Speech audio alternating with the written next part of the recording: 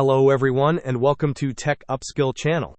In today's video, I will guide you through the process of opening sound settings on your Windows 11 PC. And now let's get started.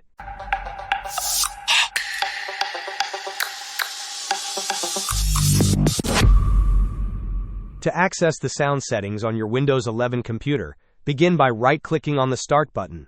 From the menu that appears, select Settings. Once the Settings window opens, navigate to the System tab. You can find this tab in the list on the left-hand side of the window.